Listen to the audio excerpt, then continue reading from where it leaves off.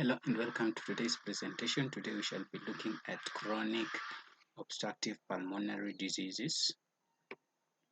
So patients suffering from diseases could be diagnosed of the COPD, chronic bronchitis, emphysema that involves the panlobular and centrilobular, bronchiectasis, asthma, asthmaticus, and cystic fibrosis.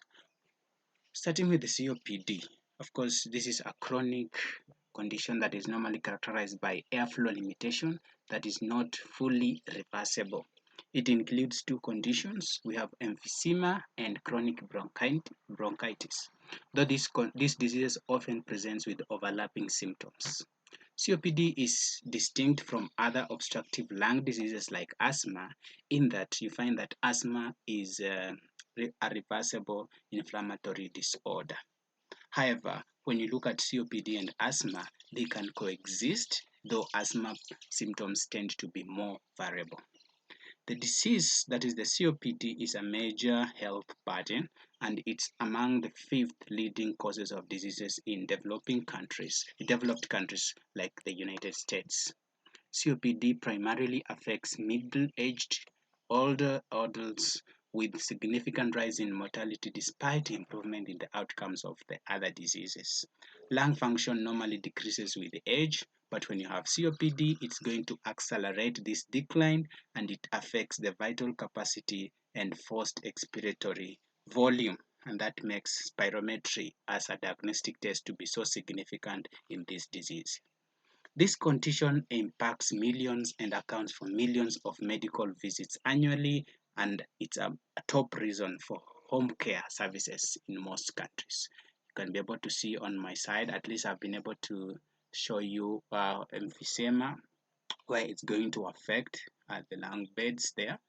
And chronic bronchitis is along the bronchi, right? That normally result in inflammation and excessive mucus, whereas emphysema results into alveolar membranes breakdown.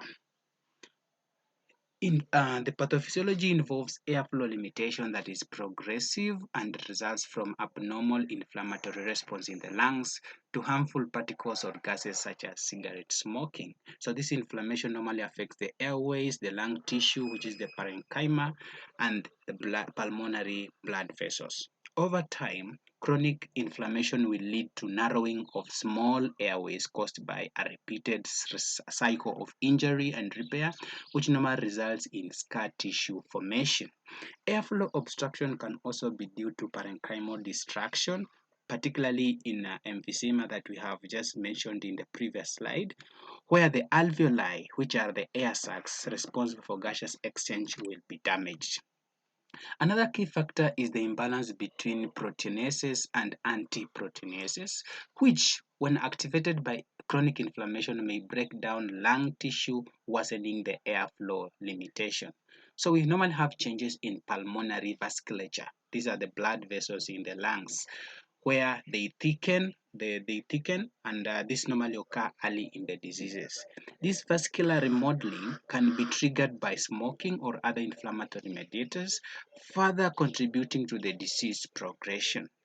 Also, genetic factors are also implicated. We have examples like the alpha-1 antitrypsin deficiency, which normally plays a key role in some of the cases. Let's look at chronic bronchitis.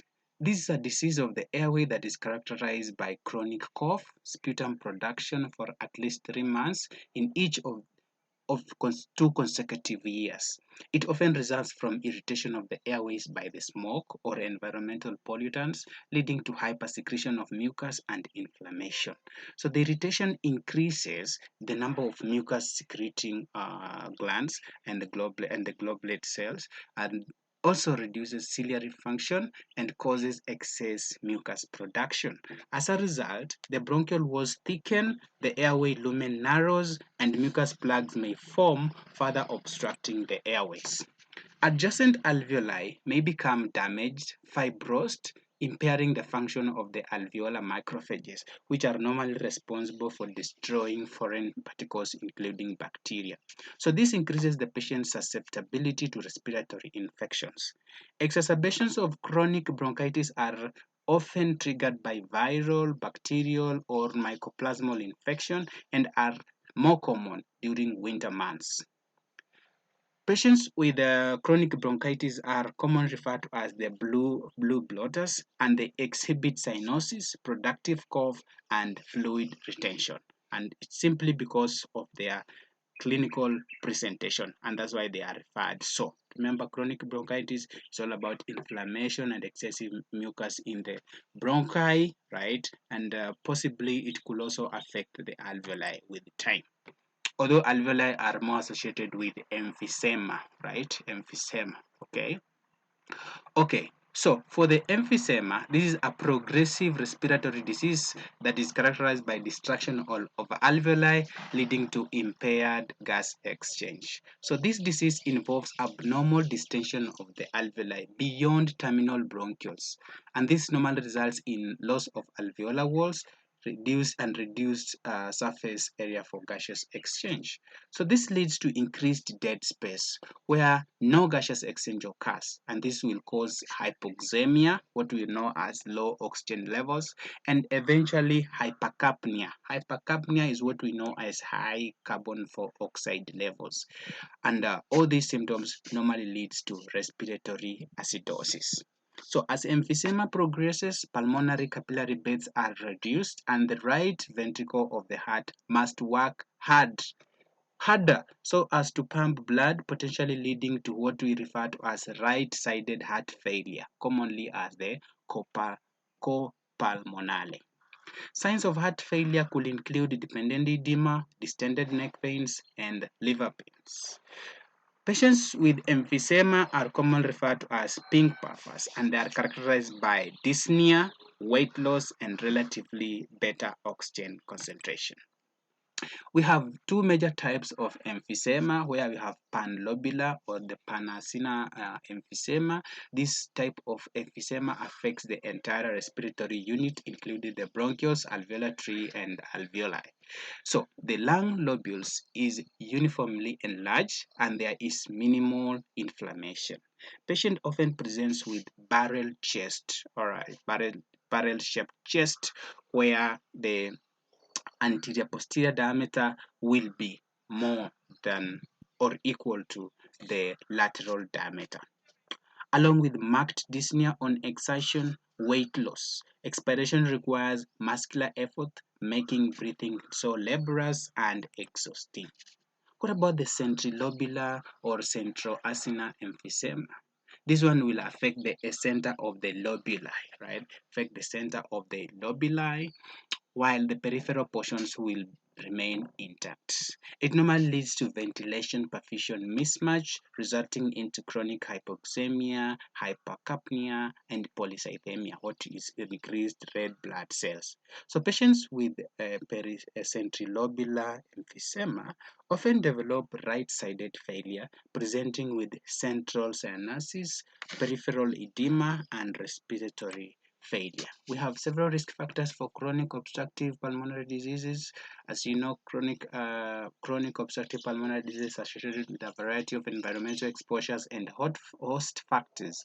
All these normally contribute to the development and progression of this disease. Some of the risk factors include cigarette, passive, prolonged deficiency of alpha-1 trypsin. Maybe starting with the first risk factor, that is the cigarette smoking.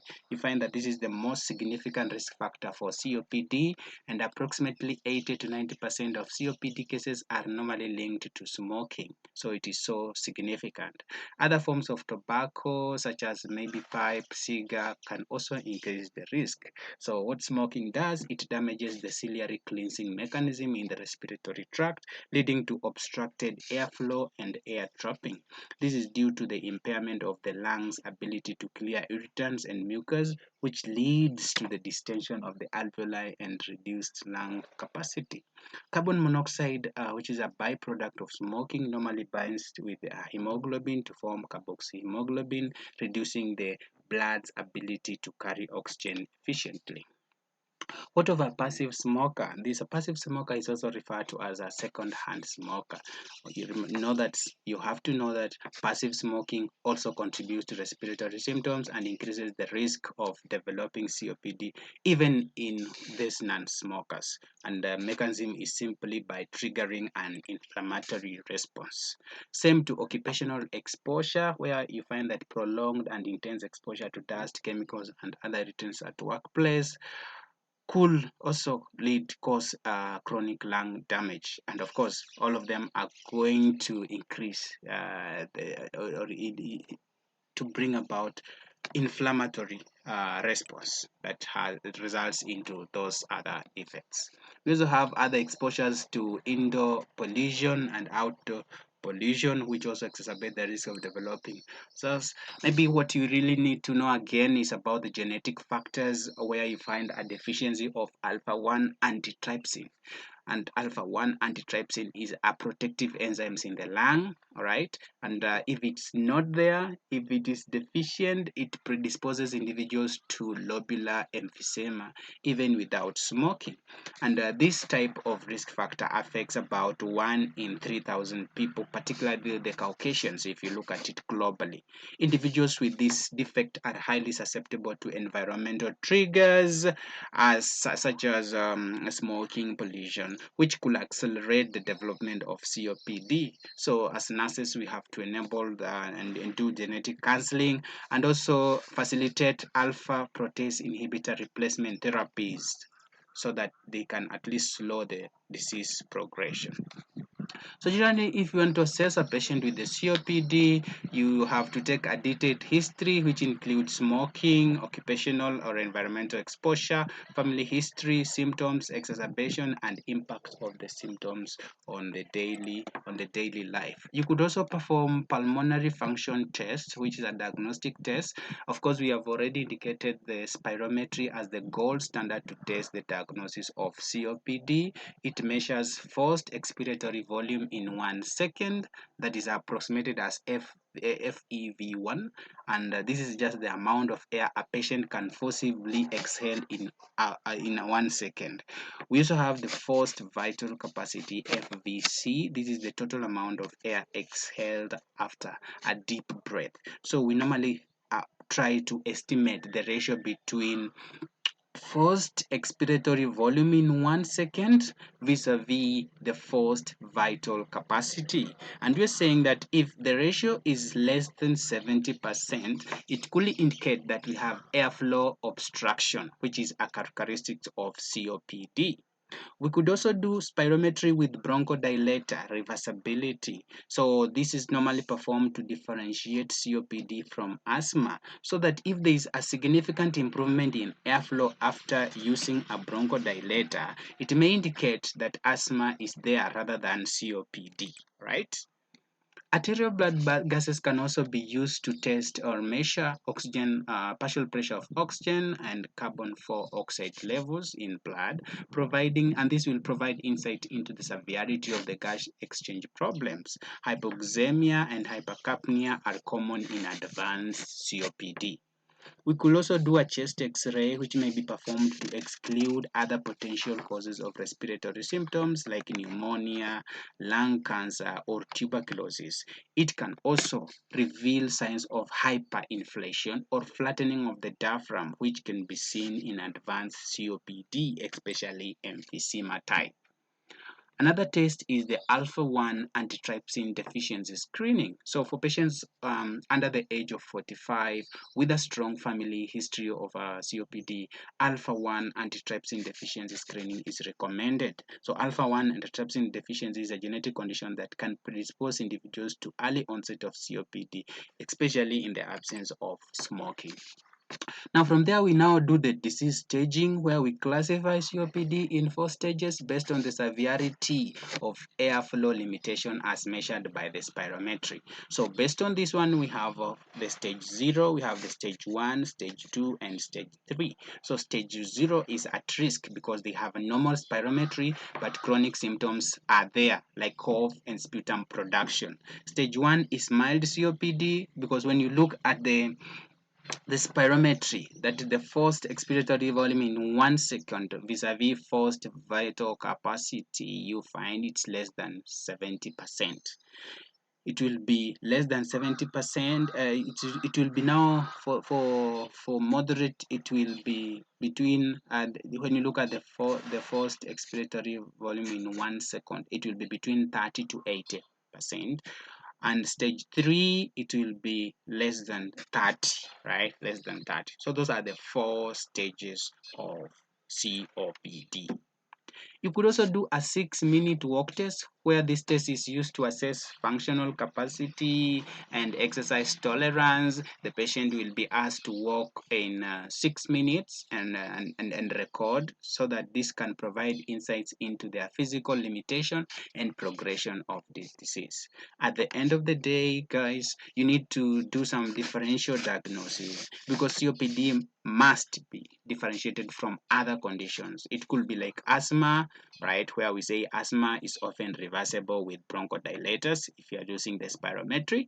And it can also, you should also differentiate it from heart failure, bronchiectasis, and TB, which can be presenting with similar symptoms. So they must be ruled out through careful history taking, diagnostic imaging, and additional tests.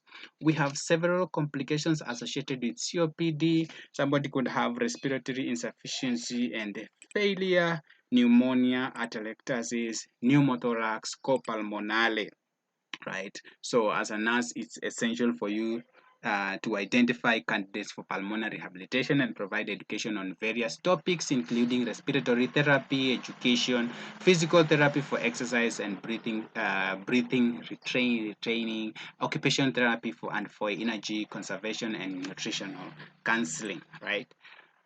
In terms of medical management, of course, we do risk reduction. We could also talk about, where you talk about smoking cessation could be crucial.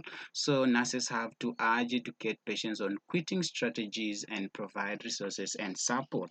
Pharmacological therapy will include the bronchodilators. Guys, a link will be popping up on the different types of bronchodilators and how you can use them, along with corticosteroids and other drugs used to manage respiratory disorders. In terms of surgical management, we could do the bulectomy, where is the surgical removal of a large bowel in patients with emphysema. Large volume reduction surgery for select patients to improve lung functions and the quality of life. You could also do lung transplantation, where this is normally actually a definitive option for end-stage COPD, although organ availability is still limited. Pulmonary rehabilitation, where this is an approach aimed at improving exercise tolerance, reducing symptoms, and enhancing quality of life. And this includes educational and physical components tailored to the patient's needs. You could do also breathe exercises, where you encourage the diaphragmatic breathing, shift from shallow to deep to improve ventilation, right? Shallow, and then you do deep, right? You could also do past lip breathing, where you slow expiration to control breathing, right? And promote relaxation. Inspiratory muscle training, which is aiming at strengthening breathing muscles through resistance training. And activity pacing, where you assist patient in planning daily activities to manage fatigue and avoid distress. Self-care activities, where you encourage participation in daily living activities while coordinating breathing techniques. Physical condition, where you incorporate graded exercise to improve fitness and respiratory function. Oxygenation therapy, you educate patient on proper use, flow rates, and the importance of adhering to oxygen prescription. You have to explain the types of home oxygen systems available. Nutrition therapy, where you assess caloric needs and provide meal planning guidance, address the nutritional status of the patients, as well as the undernutrition. Coping strategies should also be mentioned, right? Remember, we are doing health education, health history taking, you do physical examination, and then you can do your diagnosis. Maybe the possible nursing diagnosis here could be impaired gas exchange, infective airway clearance, infective breathing patterns, activity intolerance, deficient knowledge of self-care, and ineffective coping. So that as a nurse, you are promoting smoking cessation, you're improving gaseous exchange, you're striving to achieve airway clearance, you're improving the breathing patterns, striving to achieve activity intolerance, enhancing self-care strategies, and monitoring and managing complications, right? All right. At this juncture, guys, you could take a quiz on the COPD condition. All right. Number next, we have the bronchiectasis, and this is a chronic condition characterized by irreversible dilatation of the bronchi and bronchioles due to repeated damage or to the bronchial walls. Although often confused with the COPD, this disease is now considered a separate entity. So several underlying causes contribute to the development, including airway obstruction, diffuse airway injury, long-standing pulmonary infections, and genetic conditions like cystic fibrosis. So the key mechanism involves the inflammatory response to the lung infections, leading to destruction of the bronchial walls. This damage normally impairs the mucociliary clearance, causing thick, infected mucus to accumulate and obstruct airways. Over time, the bronchi become dilated and distorted, particularly in localized areas such as the lower lobes. The collection of secretion can also cause atelectasis, fibrosis, and further compromising lung function. Ventilation perfusion mismatching, hypoxemia, and progressive respiratory insufficiency are common complications for this disease.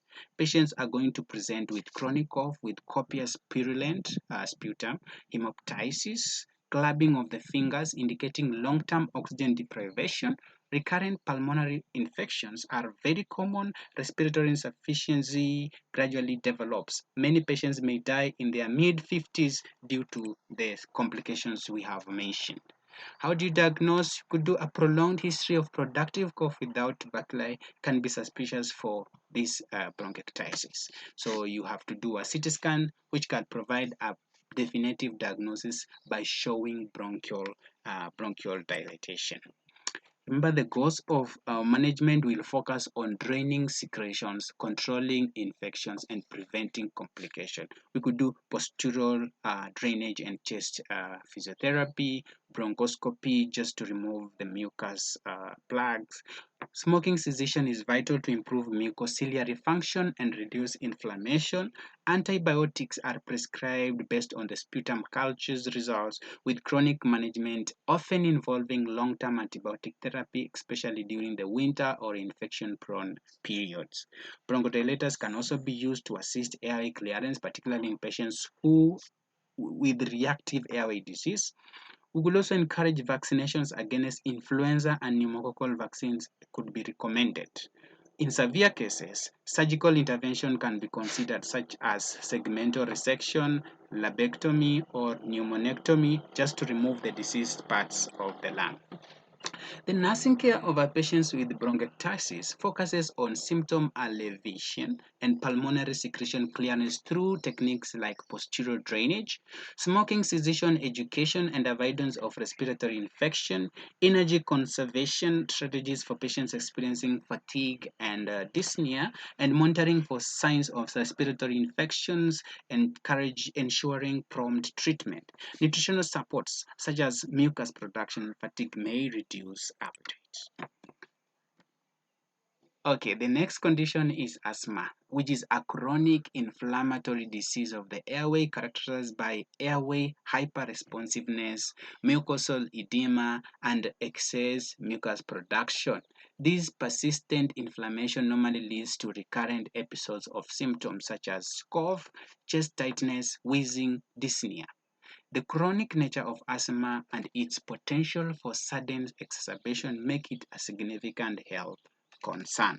If you look at The prevalence and the epidemiology, you find that prevalence approximately we have 17 million Americans being affected by this asthma, which is significant, and mortality more than 5,000 deaths normally occur annually due to asthma, and over 13.9 million outpatient visits occur due to this asthma. So the disease is that significant.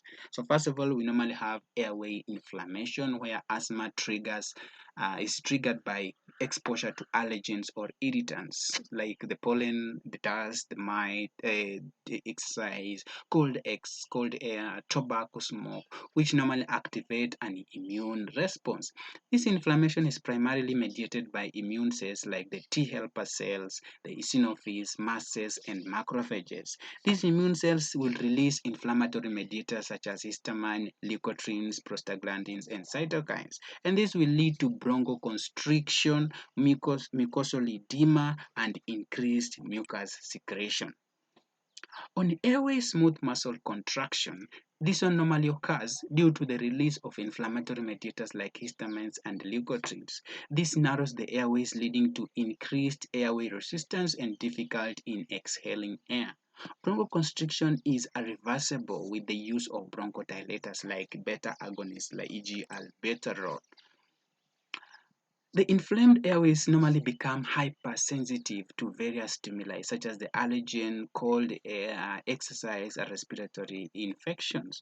This hyperresponsiveness normally leads to exaggerated bronchoconstriction when exposed to these triggers, worsening the obstruction. Inflammatory mediators stimulate the goblet cells in the bronchial lining to produce excessive mucus.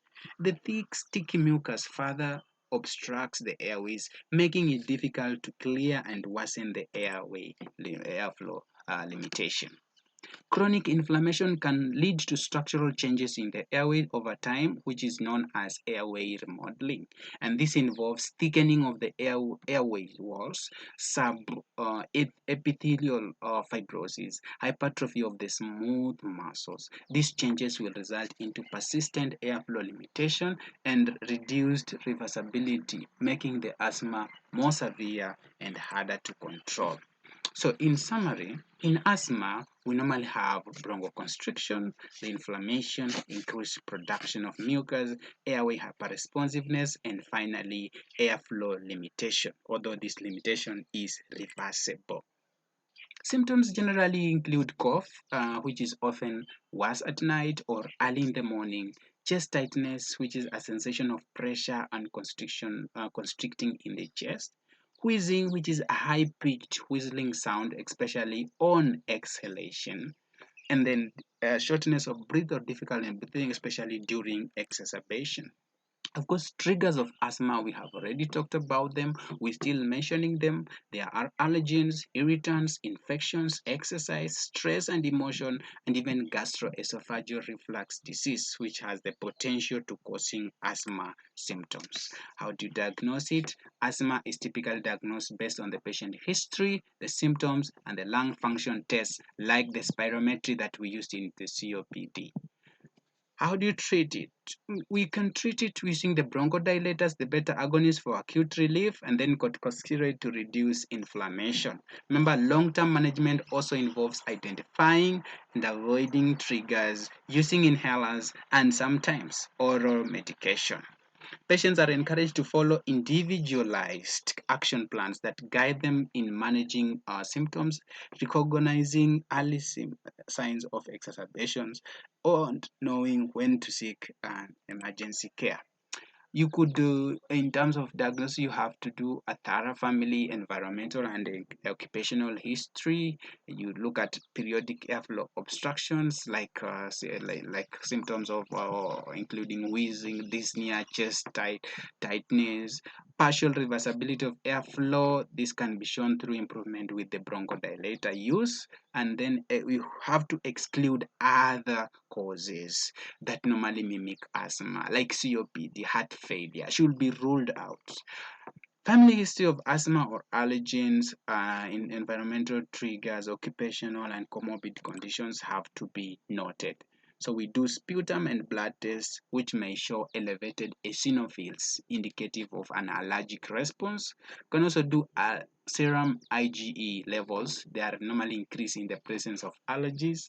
ABGs, they could reveal hypoxemia, hypocapnia, and respiratory alkalosis due to hyperventilation in the acute phase.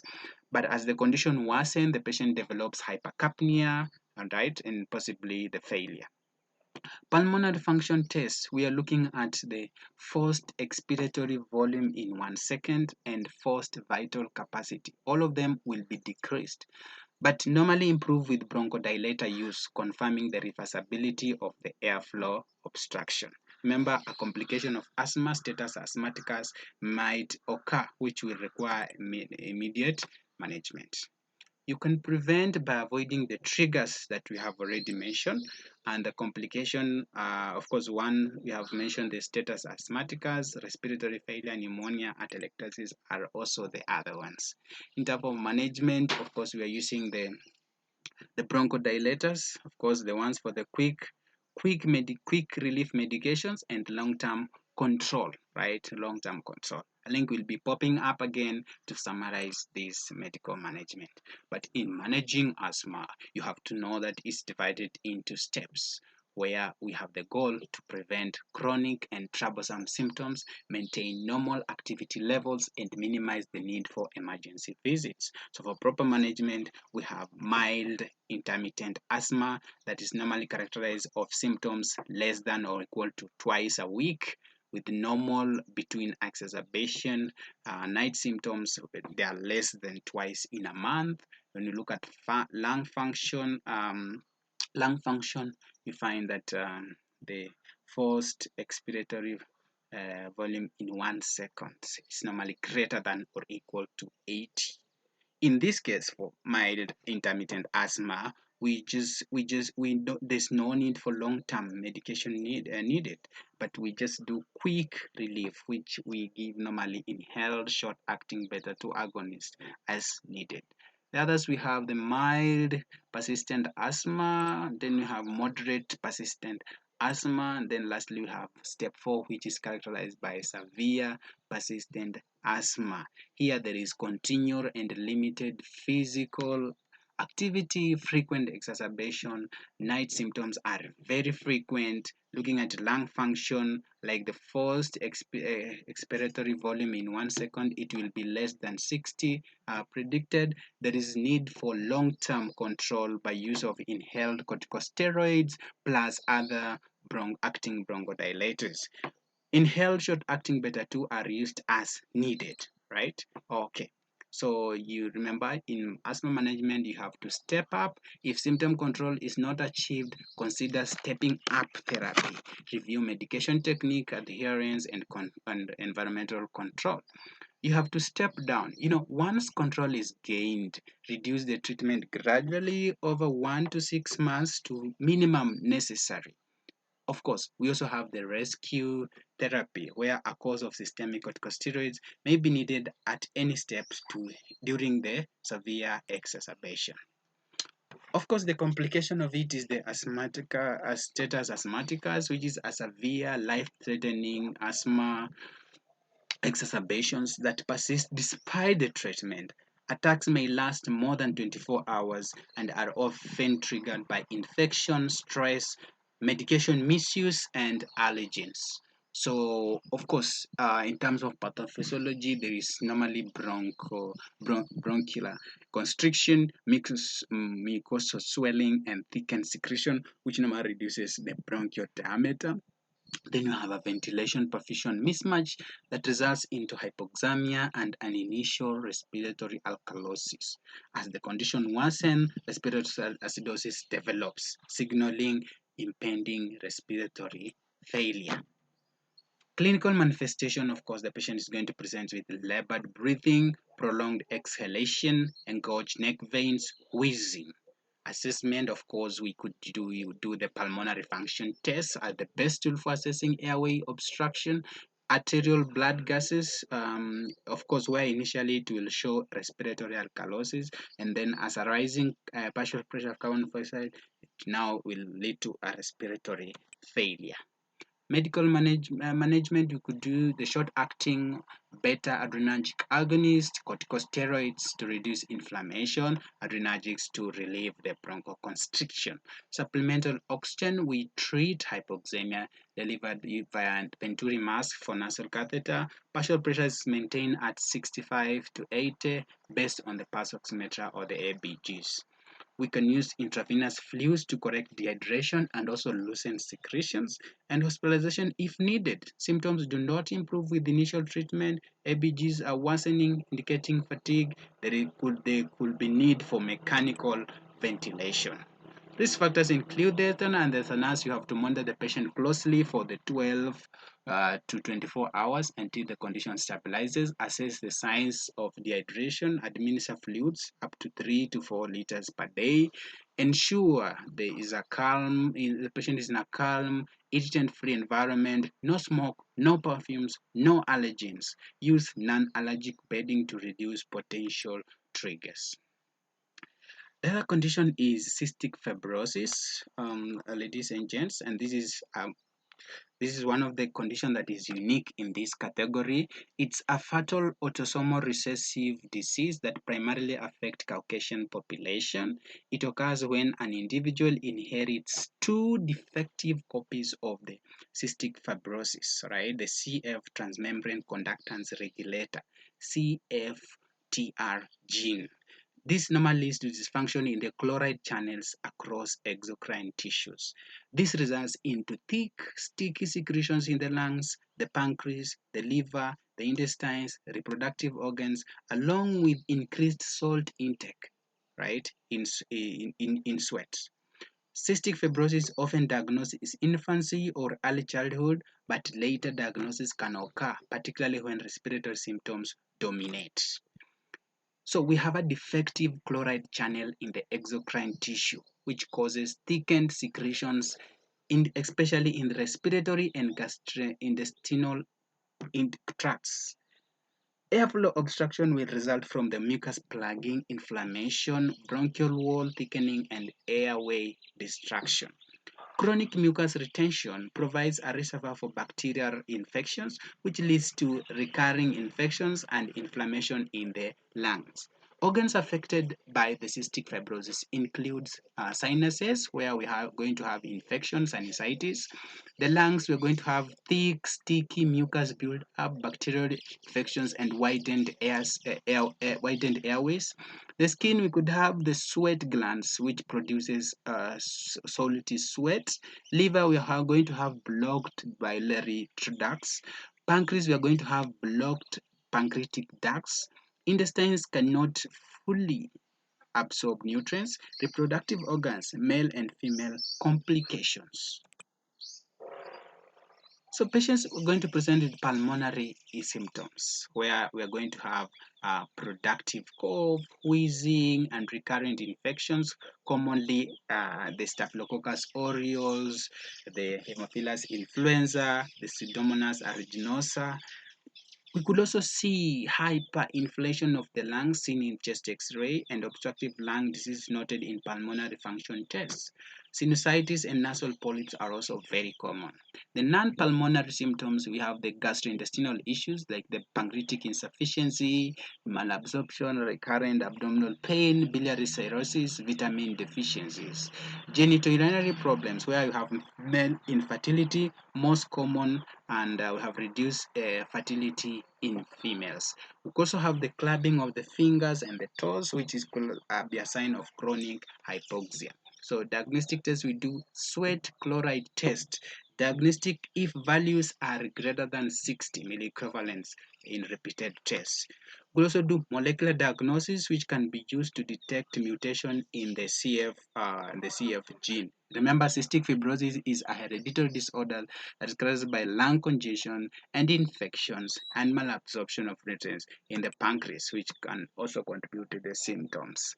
In terms of management, we do the infection control, airway clearance, anti-inflammatory therapy, oxygen therapy, lung transplantation, and also gene therapy. Though this is still experimental, gene therapy aims to correct this defective CFTR gene. As a nurse, you promote secretion clearance through chest physiotherapy, breathing exercise, education on infection prevention, like avoiding crowds. You also do adequate fluid and dietary intake for the patient so as to maintain the nutrition and aid muscle clearance. You teach the patient to recognize early signs of respiratory infections and complication and prepare families for potential progression of the disease and its impacts on daily activities. You also do end of life care. As you know, cystic fibrosis is progressive and life threatening disease. So, discussions around end of life care preferences are also important, right? Okay, guys. So, there is this practice question. You can have at it and also appreciate it as you end the session.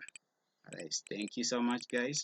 It has been a pleasure presenting this to you. We were talking about the management of chronic pulmonary diseases, and they include COPD, chronic bronchitis, emphysema, bronchiectasis, asthma, status asthmaticus, and lastly, cystic fibrosis.